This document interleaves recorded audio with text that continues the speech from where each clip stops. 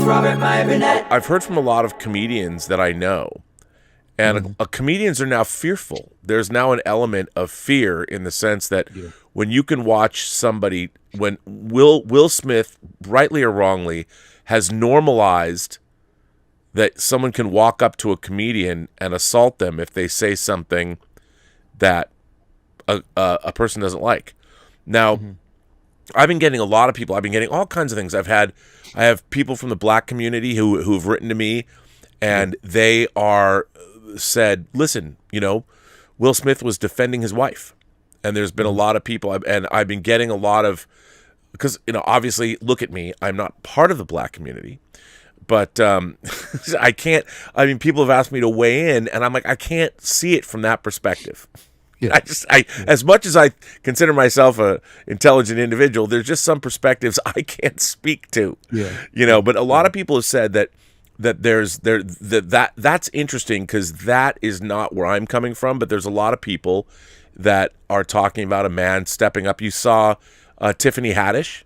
She said, "Hey, Will Smith was protecting his wife, stepping up and protecting his wife."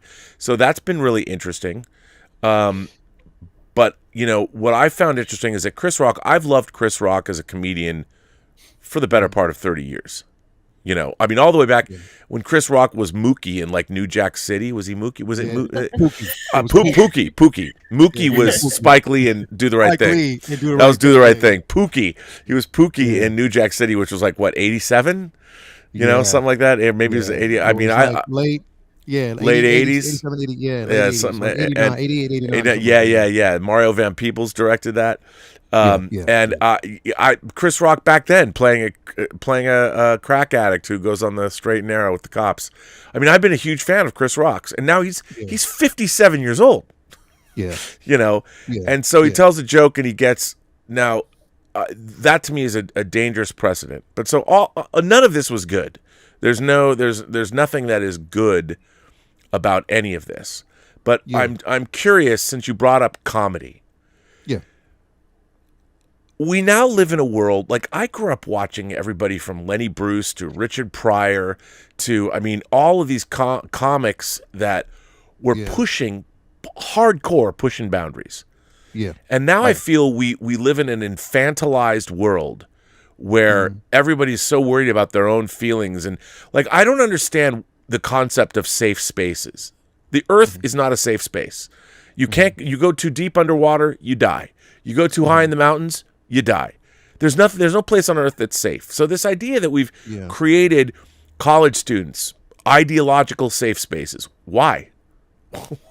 What, are ideas now dangerous to you? Because we live in this weird, strange time when everybody feels that they have to be comfortable all the time. And the whole point of great comedy was it pushes boundaries. It makes us look back at ourselves and question who and what we are.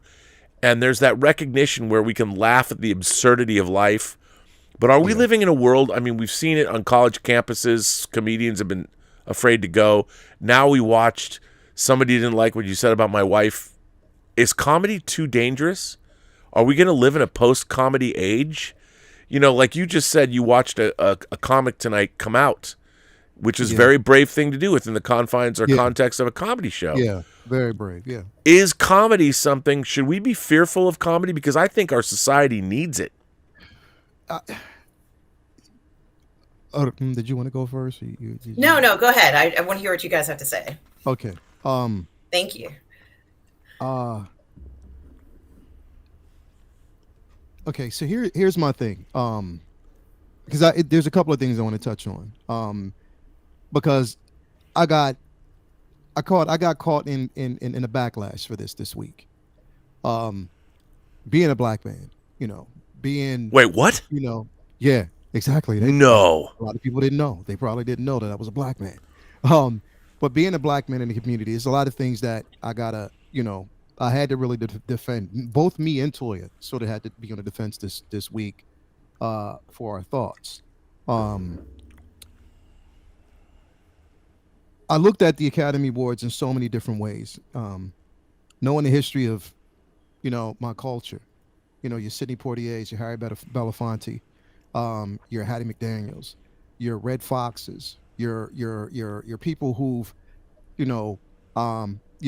have shaped um my imagery of what Black Hollywood is.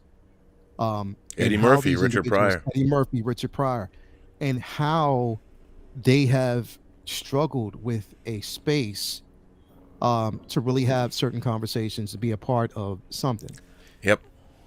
So this has been a narrative for years. Fast forward to, and like I said, I don't want to go through history, but fast forward to now, the past Sunday, we had D Nice, who was the DJ at the function. He just hit a milestone. I think he hit like 5 million or something, like millions, 500 million. I don't know, almost a billion or so. I don't know, followers. Like he's there. So he got a chance, his first time to DJ at the Academy Awards. You had two conductors, I believe, that were there as part as the musical selection. You had two females, one part of the LGBTQ, and both Black, that were hosts. And the show, by the way, was produced overall, was the first Black produced Academy Awards. Will Packard. And his team. So got a chance to see that. And then, you had, Samuel L. Jackson, his wife, who basically, so we can honestly say that the imagery from this was giving us a space to really speak. And the award that was being given out was to Questlove for his documentary, Summer of Soul. And that's where I'm going to get to. That's where I wanted to get to. So looking at it, and when I remember when it first happened, like we were sitting back, me and Toya were sitting back and we watched it and we were like, nah, that's a gag. But then what happened was it paused and it went black. It came back on and it was like they were fumbling to try to figure out how they were going to edit this segment. And then we knew from Chris Rock's response that he was trying to keep it together, which I think he did a phenomenal job with keeping it together and moving forward, even though he was even taken back by the whole situation. Mind you, he was there at that particular time to give his friend an award that he participated in. Anybody who's actually seen Summer of Soul, Chris Rock was on the Summer of Soul. One reason why is because he's also an executive producer of the project. Mm-hmm. So he was giving his friend an award. Questlove's first Academy Award. Okay? First award for a documentary. About something that happened in Black history that was incredibly important that most people don't know about. That no one knew about. It was like lost tapes. So it was never out there. So he had a chance to do it, and it was the first done, and he won an award for it. Okay, so first of all, I want to say that we know who Chris Rock is, and we know the proper. I mean, us as us when we go to these comedy shows, you have to know proper comedy etiquette. You sit in the front, you're going to get roasted. Right. Yeah. If you sit in the back, then there's no conversation. If you sit up in a scalpel, then you don't have to worry about anybody. You're way up. But if you're in the front, you're going to get roasted no matter what. So you got to be best dressed. You just got to basically take it.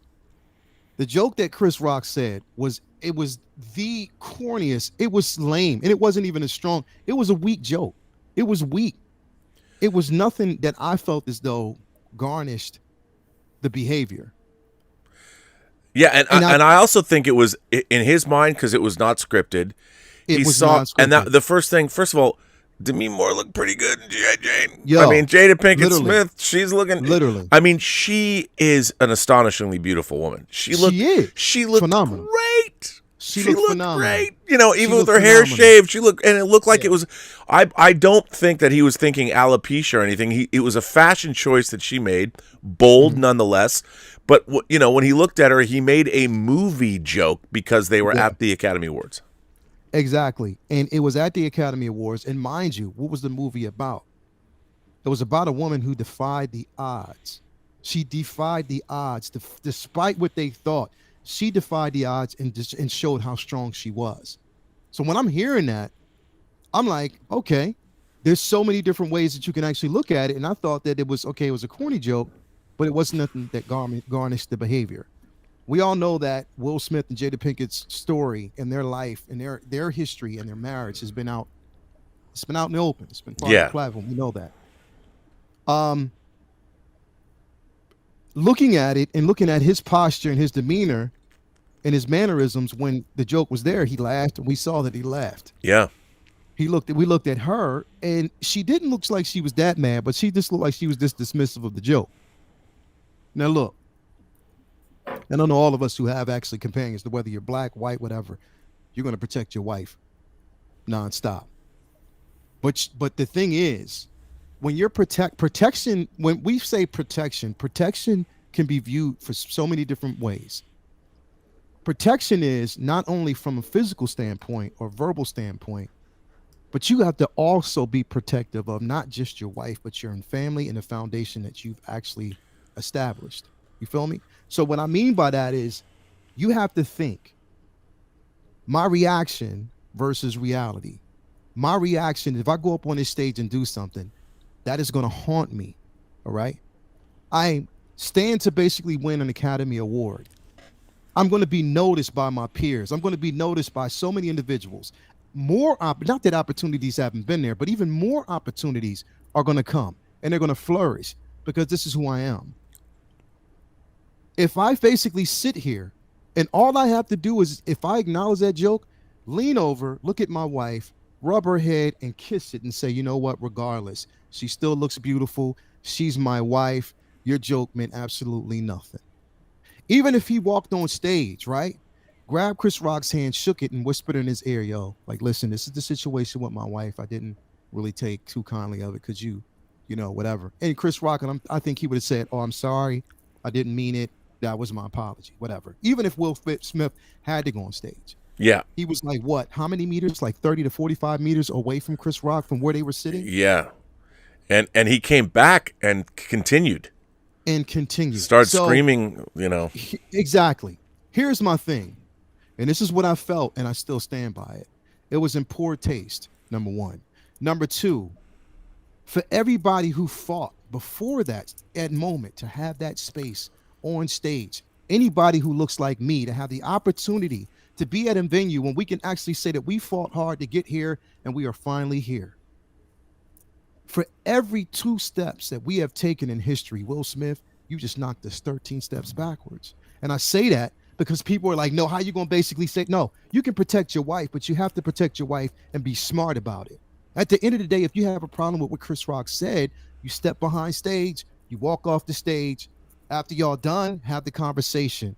Whatever ensues at that point, it wasn't done live. It's a verbal exchange I might have away from it, but it wasn't done live where everybody can see, so everybody can speculate and say what they want. At least at that particular time, you're at another safe venue. It's not live. The Academy probably won't come down on you hard like that. But what you did visibly in front of everybody not only hurt yourself, but it hurt so many people who believed in you. And now it does open that door where, like, no one feels safe. As a comedian, no one feels safe. Number one, it's the pushback already is based off of what has been said.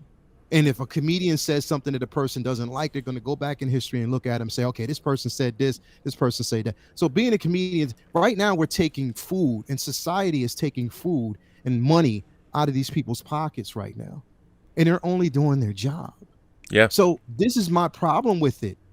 And I like Will Smith. Don't get me wrong. I've loved Will Smith for years because he's done a fantastic job. His performances have been on point. I'm not giving up my Hitch Blu-ray. Nah, not doing it. And hell no. And I honestly think that he acted out in the moment. He was frustrated. He was like, yo, I need to get my street cred back. People keep looking at me like I'm soft, like I'm a punk. So I need my cred back. He went on stage and did what he did, and it was in poor taste. And I would have thought that basically it's not about just him protecting her, but it's about them protecting each other and how they look in the public eye. That's what I'm thinking about. When I say that, I get pushed back from my own people, Rob. That's the problem. I got pushed back because the thing is, violence isn't always the answer. It is never the answer. I don't care what you, black, white, Hispanic, Indian, Native American, whatever. Violence is not always the reaction that we should have. And we see that Because of that, this is where we are sitting right now, and he's forced to resign from the academy. Now, Rob, let me ask you a question, because when I heard this, I wasn't sure. So if he resigns from the academy, does that necessarily mean he can't be nominated for, or he can't be up in the running for a award? Does that mean that, because now, like, the thing is, I'm thinking that, does this cast a shadow, even though he has his own production company? Our studios are going to want to work with him. Our agency is going to want to work with him. Are they going to feel safe doing that? Like, what type of position? Because being and knowing about these things, that's what I wanted to know.